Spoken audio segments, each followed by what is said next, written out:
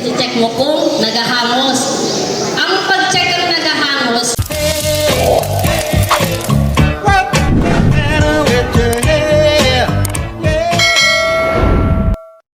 Isang mapagpalang araw mga kamoreno, ang Regional Mobile Force Battalion 5 sa ilalim ng pamumuno ni Police Colonel Jefferson B. Araujo, Force Commander, ipinakita ang kanilang pangako sa komunidad sa pamamagitan ng aktibong pakikilahok sa programang Serbisita sa Barangay Buraguis, Legazpi City at Lower Binogsakan, Ginobatan, Albay.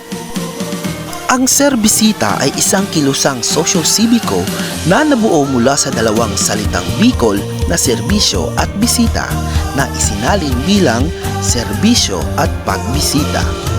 Ito din ang nabuo na serbisyo at tabang, isa pang Bicol na salita na isinalin bilang aid.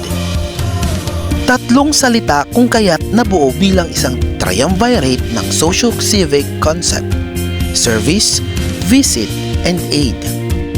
Ito ay naghahatid ng mga serbisyong sosyo-sibiko at tulong sa ating mga kapatid na hindi gaanong nabibigyan ng pribilehiyo.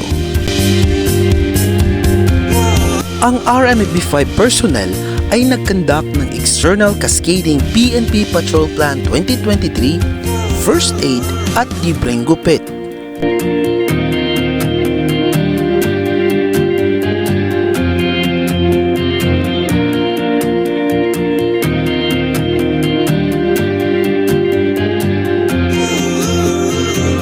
Aasahan nyo na patuloy pa rin maghahatid ng serbisyo publiko ang ating mga kapulisan.